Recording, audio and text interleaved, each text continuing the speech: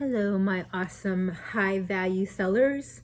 I'm going to show you what sold this weekend, and I'm calling you a high value seller because you always want to get the most for your money, your time, your energy, and you are just high value and you just give a lot to your customers. So that's why I call you a high value seller.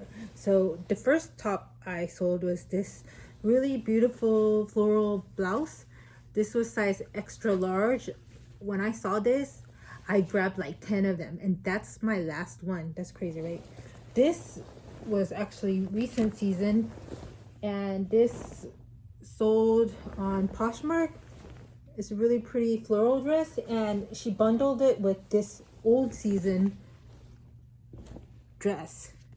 So she got this and that together. So it's good when I have old season and new season because then they'll bundle things and get a good deal. This bathing suit sold on Tradesy.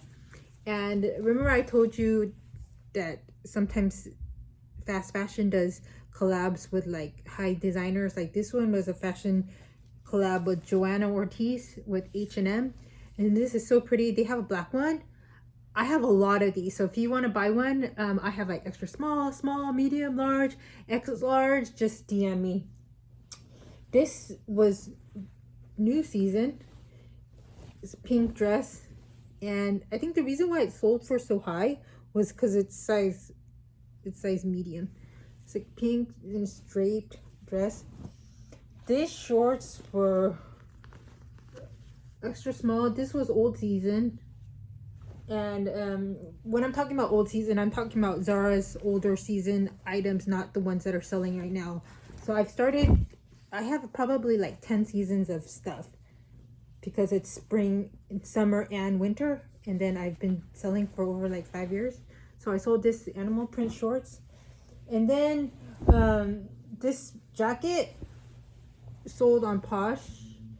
And this jacket is just like this houndstooth style, and it comes with a belt, and that sold on Posh. And then I also sold some faux leather shorts. So I sold black shorts and then the Bermuda shorts, but I've still yet to find it. I'm looking for them. And this is also new season.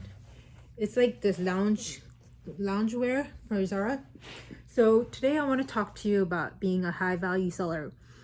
And the reason why you want to aim for this goal is that when you look into a Poshmark's closet, you could see immediately, like, is this closet like a low value seller or like a high value seller? And you follow these Instagrammers that do these like sales in their stories, and there's some poshers you just feel like, I cannot lowball that person. Like, she has really high value items. She is a very highly respected seller, and she just really values her time and energy. And I do not want to offer her $10 for her items because she picks really high quality items, and most of her dollar average is over $50. And she just really carries herself as that she respects herself and she loves herself, and she dresses nice. She has her items presented well, and she just has this kind of self-esteem and self-worth, and you just feel like, I can't really do that to her. I can't disrespect her and give her such low offers and things like that. And then you see people that just throw things on the floor, and their descriptions are minimal, and even they themselves, like, maybe they're like unshowered and they're just like dressed not as like, maybe like they don't care about their appearance as much, things like that. And they're just kind of, they'll just take anything. They'll take like $5 offers. Like, they just don't really care what you offer. They'll just take it. And of course, there's some sellers that just want to get rid of things from their old inventory, but I'm talking about, this is like their job, like they're sellers, like this is what their occupation is. And they just really don't care what you give them. and they don't pay themselves their hourly wage. They don't pay themselves for gas. They don't pay for their own taxes, and they don't pay for, you know, their time. And most of them, yeah, they don't pay for their taxes. You should pay taxes.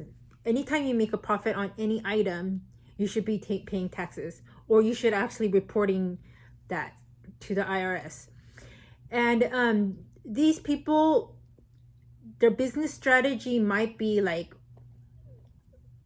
to get a lot of low offers and just accepting it because they buy things at the bins. And so that's a different type of business strategy, and that's fine because they buy things for like 50 cents to $2. So for them, like a $20 offer is fine. But I'm talking about people that accept like nonstop, like just like $10 for something that they bought for like $6, you know, like barely making any profit whatsoever, and just not caring about how their closet looks.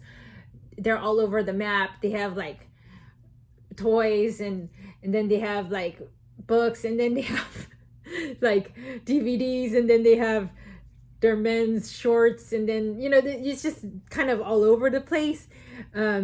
Because also, like, I believe like a high value seller will start to have a niche. They'll have like more of a focused closet.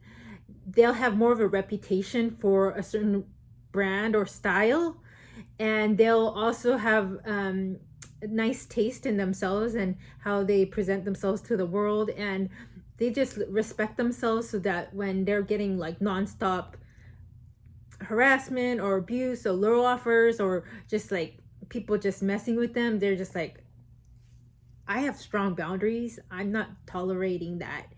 And in that sense, it spills in not only to your professional life, but it also spills into your personal life, that you're like, okay, I notice you're always late when we meet each other.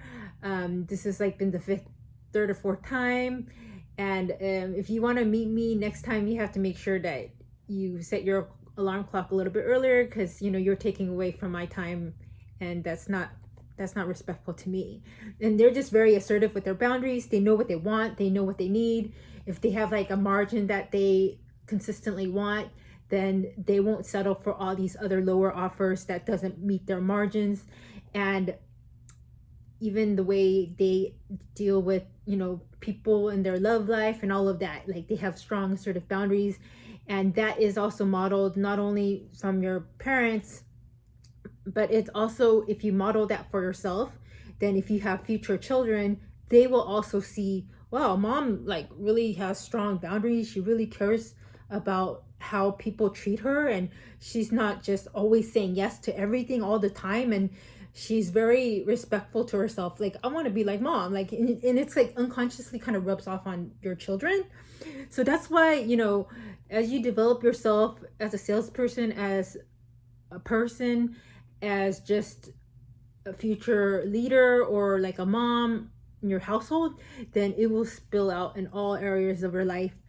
And if you present your closet with nice photographs, nice descriptions, if you take a little bit more time, the return on investment would be at least double, triple, versus somebody that just throws it on a dirty floor, takes one picture, and then puts one description, one quick description. You know, they'll probably get like 10 to 20. But if you take that time, I always tell my clients, because I'm also a coach, I said, if you can't get $50, then just walk away. Like, your goal is like, because, you know, I noticed the average for a lot of these bigger sellers is like $50. So I tell my clients that I coach, I said, try to aim for 50. Like, if you don't think you could try to get $50 for that Forever 21 tank top, then just walk away, because then the next item could be that Anthropologie dress that would sell for 50, because there's always these opportunity costs, right? So please value your time, please value your energy, please value the opportunity cost, please remember your taxes, please value your gas, your wear and tear on your vehicle, your time away from your friends and family. All of that should be into consideration when you're selling, and how you pay yourself and how you give yourself these kind of treats for all the hard work of listing, finding inventory, selling, sharing, and doing all those things. So remember that your time is valuable. You cannot take away that time. You could have spent that 10 minutes cleaning your house, or playing with your children, or cuddling with your husband, but you decided to list something. So if you're going to list something and you didn't pay yourself at least $5, you took away that time that you could have spent with your children, cleaning the house, cuddling your husband. And so you want to make sure that you actually get something, right? So I do personal coaching. I also sell, and I also just try to encourage everybody, because I have a background in marriage family therapy, and I'm also have a lot of experience in selling. I give a lot of tips in my stories on Instagram. It's a bunch of styles, and then my inventory and my store is called Bunch of Styles. So like, if you want to have this, if you want to buy one of these bathing suits, I could give you a really good price, because I got a good price on them. These are really pretty, right? Anyways, okay, thank you so much for watching. Please like and subscribe and share with your friends and family if they're interested in selling, because I know a lot of people are in pandemic. And thank you for watching. Bye.